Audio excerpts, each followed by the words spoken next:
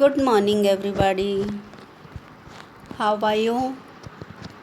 Hope you are fine at home. Today we discuss our next poem, The Trees.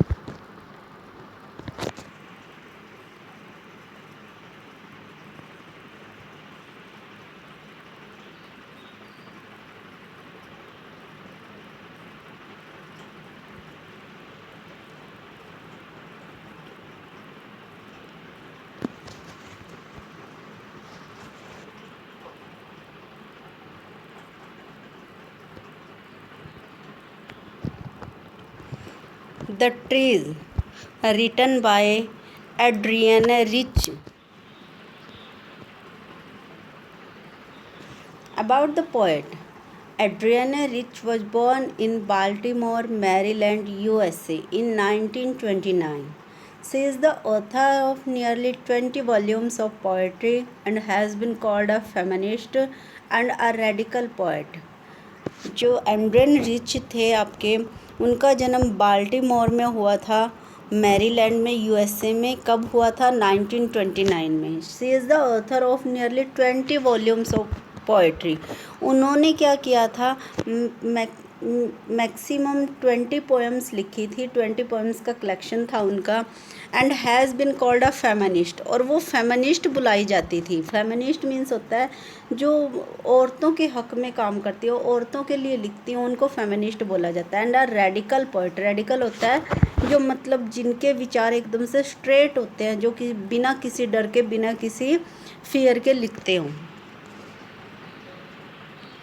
About the poem. In this poem, the poet wants to show that everything has deep desire to acquire freedom. इसमें जो poet हैं आपके, वो क्या दिखाना चाहते हैं कि सभी के पास एक डिज़ायर होती है, एक इच्छा होती है कि अपनी फ्रीडम को एक्वायर करने के लिए सभी एक इच्छा रखते हैं. It is necessary for our growth and well being, और ये ज़रूरी भी है. ये ऐसी इच्छा रखना, अपनी फ्रीडम के लिए ऐसी इच्छा रखना, ये ज़रूरी भी है अपनी ग्रोथ के लिए और अपने अच्छे के लिए. We must confirm to the natural law. हमें पता होना चाहिए कि जो प्रकृति ने हमें नियम दिए हैं वो क्या क्या हैं. हमें वी मस्ट कन्फर्म, हमें उनके बारे में पता होना चाहिए.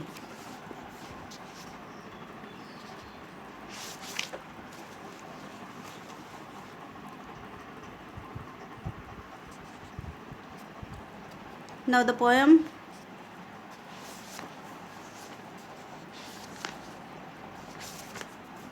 The trees inside are moving out into the forest. The forest that was empty all these days, where no bird could sit, no insect hide, no sun bury its feet in shadow.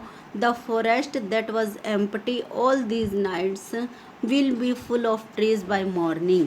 इसमें जो आपके poet हैं वो क्या बताती हैं, जो Adrian rich हैं वो क्या बताती हैं आपको इसमें?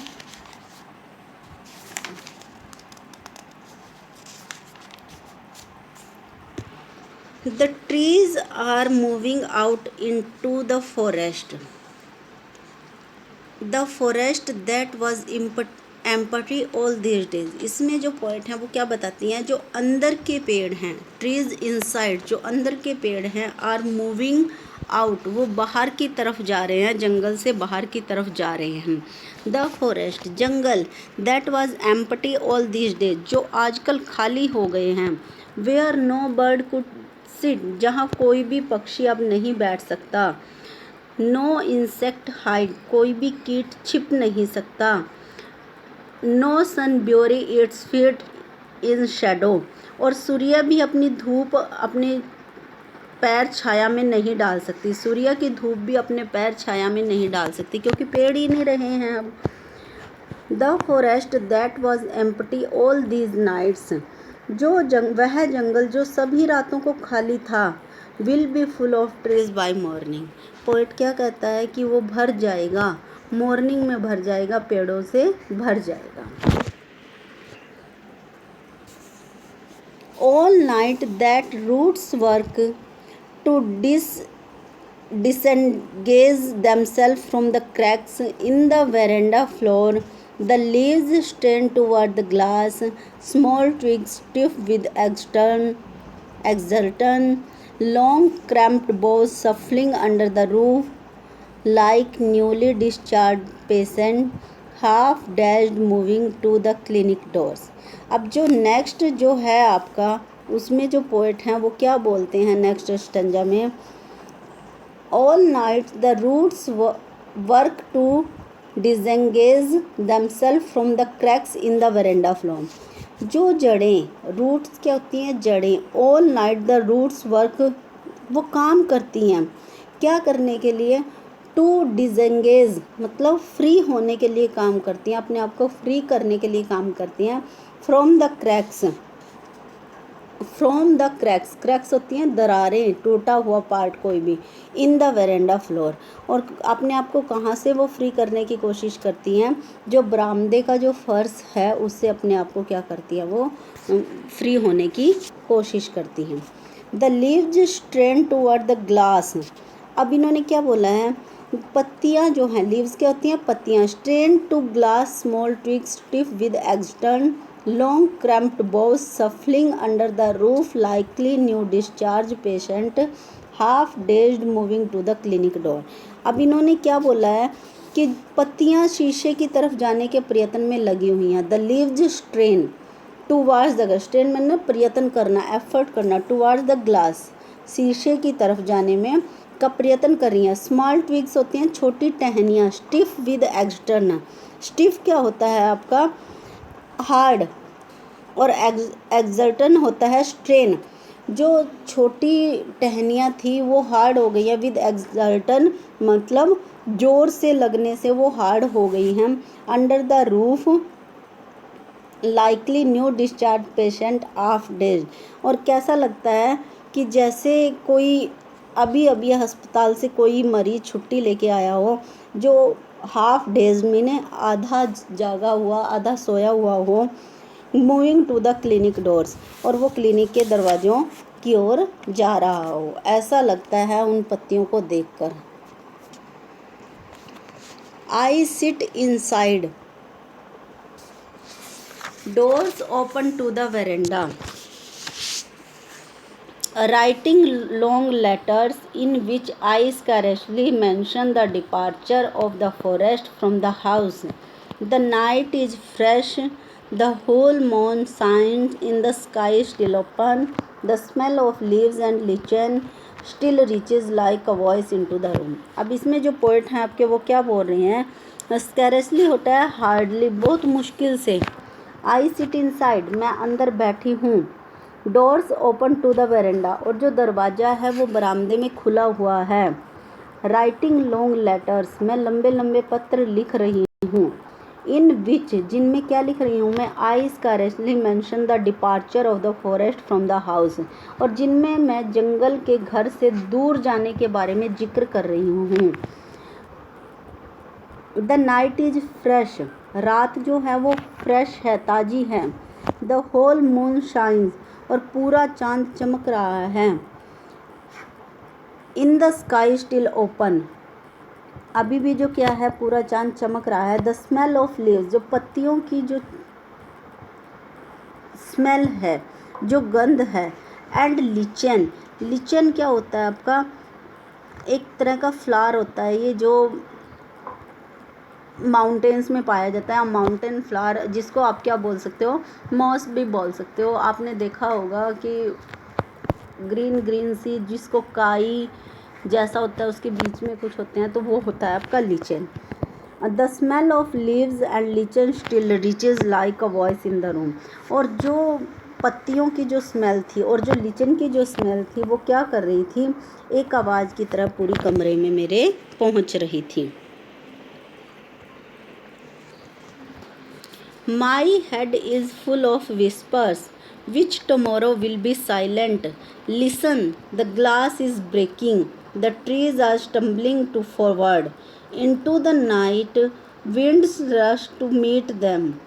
The moon is broken like a mirror, its pieces flash now in the crown of the tallest oak. अब इसमें जो है पोएट आपके एंड्रियाना रिच वो क्या बताते हैं my head is full of whispers. Whispers होती है आवाज़ें जो बिल्कुल ही धीमी आवाज़ें होती है, उनको बोला जाता है विस्पर्स। मेरा सिर क्या था, धीमी आवाज़ों से भरा हुआ था। विच टमोरो विल बी साइलेंट, जो कल बिल्कुल ही शांत हो जाएगा। द ग्लास इज ब्रेकिंग, शीशा टूट रहा है। The trees are stumbling to forward, और पेड़ क्या कर रहे हैं, स्टम्बलिंग मैंने लड़खड़ाना, लड़खड़ाते हुए फॉरवर्ड आगे की तरफ जा रहे हैं। इनटू द नाइट, रात में वो आगे की तरफ जा रहे हैं। Winds rush to meet them, और हवाएं उनसे मिलने के लिए आगे बढ़ रही हैं। The moon is broken like a mirror, जो चांद है वो एक मिरर की तरह टूट रहा है। Its pieces flash now in the crown of the tallest oak, और इसके जो टूटे हुए चांद के टुकड़े हैं वो क्या हो रहे हैं। ओक क्या होता है आपका, एक पेड़ होता है, ओक का पेड़ जो बहुत लंबा होता है, उसके ऊपर चमकते हुए दिखाई दे रहे हैं। Main idea of the poem, the poem presents a conflict between man and nature. इस पोएम में क्या है बेटा, जो एक कन्फ्लिक्ट दिखाया है, एक आपस में क्लैश दिखाया है between man and nature. While nature is more free and unbounded, इन्होंने क्या बोला है पोएट ने कि जो नेचर है वो बिल्कुल फ्री है, और अनबाउंडेड मतलब उसके ऊपर कोई भी किसी भी तरह का बाउंडेशन नहीं है। Man prefers to live in bounded spaces, लेकिन जो मैन है वो हमेशा कहाँ पे रहना पसंद करते हैं, एक बाउंड्री में रहना पसंद करते हैं, अपने घरों में रहना पसंद करते हैं, और एक दरवाजे तक ही वो उनकी लिमिटेशन होती है। एंड ऑल्सो वांट टू कब नेचर, और वो क्या सोचता है कि नेचर को मोल्ड कर ले। He uses plant for interior decoration of houses, उसने पौधों को क्या कर दिया, इंटीरियर डेकोरेशन, आंतरिक सज्जा अपने घरों की करने के लिए यूज़ करना शुरू कर दिया है। Cut trees to make a house for himself, और पेड़ों को काटना शुरू कर दिया है अपने लिए घर बनाने के लिए। किल्स एनिमल्स, जानवरों को मारना शुरू कर दिया फॉर फूड, खाने के लिए, और अदर पर्पजेज, और दूसरे पर्पजेज के लिए उन्होंने क्या किया है, जानवरों को मारना शुरू कर दिया है। एंड केजेस देम इनटू जूज, और उनको क्या किया है, चिड़ियाघरों में बंद कर दिया है। In all these ways, man curbs nature and denies plants and animals the freedom in which they should live.